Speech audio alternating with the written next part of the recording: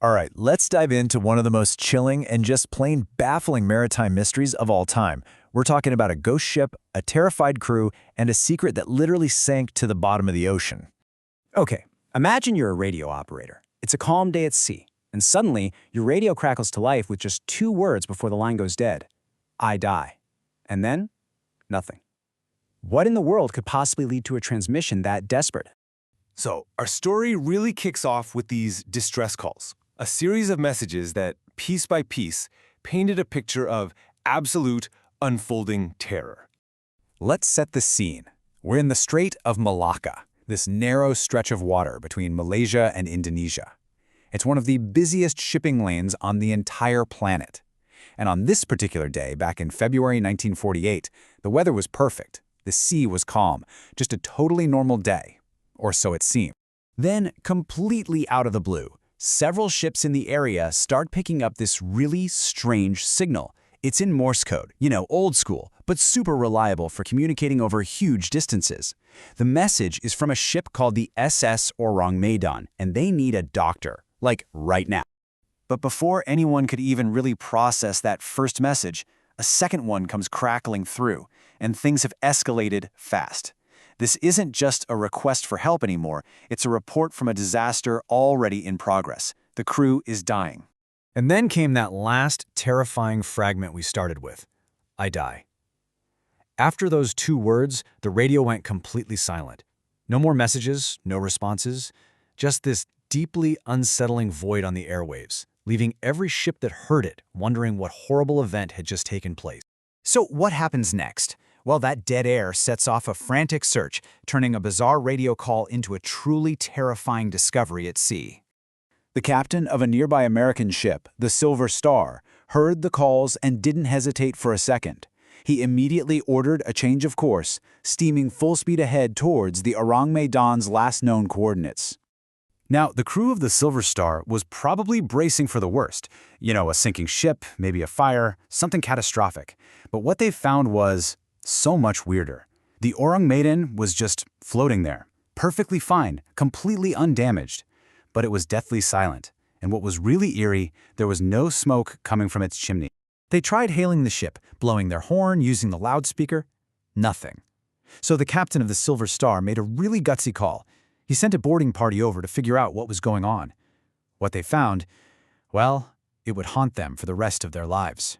The moment that rescue team stepped on deck, they knew something was terribly, terribly wrong. The ship was littered with bodies, the captain was dead on the bridge, his officers dead at their stations, crewmen were just everywhere. The entire ship was a floating tomb. And the state of the bodies was just beyond disturbing. Despite being in the tropics, the air on the ship felt unnaturally cold. Every single person was frozen stiff, their eyes and mouths gaping open in what looked like a silent scream.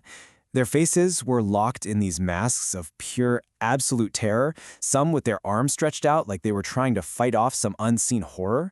They even found the ship's dog, dead, frozen in the middle of a snarl. But here's the part that makes absolutely no sense. For all the horror etched on their faces, there wasn't a single wound on any of them. No signs of a fight, no injuries at all, just this bizarre, silent death. And in the radio room, they found the man who sent the SOS. He was slumped over his equipment, dead at his post, his fingertips still resting right on the telegraph key, frozen in the very act of sending out his final desperate message. The rescue team, completely horrified, decided the only thing they could do was tow this ghost ship to the nearest port for a real investigation. But the Orang Medan wasn't quite finished yet. Just as they started attaching the tow lines, smoke began pouring out of one of the cargo holds, and within moments, a fire just erupted, spreading with this crazy, unnatural speed. The rescue team had no choice. They had to cut the lines and scramble for their lives. And right as they got clear, a massive explosion just ripped the Orang Medan apart. And just like that, the ship, its silent, terrified crew, and any shred of evidence of what really happened all slipped beneath the waves and vanished forever. All that was left was the incredible, terrifying story told by the crew of the Silver Star. So, with the ship gone, the story of the Ourang Medan became the stuff of legend. With no physical proof, speculation just ran wild. So let's get into the most compelling theories that have popped up over the years. Okay, first things first, we have to address the elephant in the room. Was the ship even real? Skeptics love to point out that the SS Orang Medan was never listed in any official shipping registries, like Lloyd's. But you have to remember, this was right after World War II. It was a chaotic time, and a lot of ships were operating under fake names or were totally unregistered to do some, less than legal smuggling. This really brings us to three leading theories. First up, a lethal cargo. The idea is the ship was smuggling a nasty cocktail of dangerous chemicals like potassium cyanide and nitroglycerin. A leak would release a toxic gas, killing the crew without leaving a mark, and the super unstable nitroglycerin would explain that final massive explosion. Second, we have the conspiracy theory. A secret military mission tied to Japan's infamous Unit 731, their covert World War II bioweapons unit. This theory says the ship was smuggling some deadly biological agent, which could explain the horrific deaths and why the whole operation was so secret. And third, well, the supernatural, that the crew saw something so terrifying it literally scared them to death. Now those conspiracy theories? They got a huge shot in the arm in 2003 when a CIA document was declassified. It was a letter from 1958, and in it, an agent talks about the ourang medan, suggesting that solving this mystery could be the key to understanding a whole bunch of other unexplained disasters at sea. The very fact the CIA was interested at all gives some serious weight to that whole secret cargo idea. But you know, despite all the fascinating talk of secret missions and ghosts, from most investigators, the chemical leak theory is still the most plausible explanation.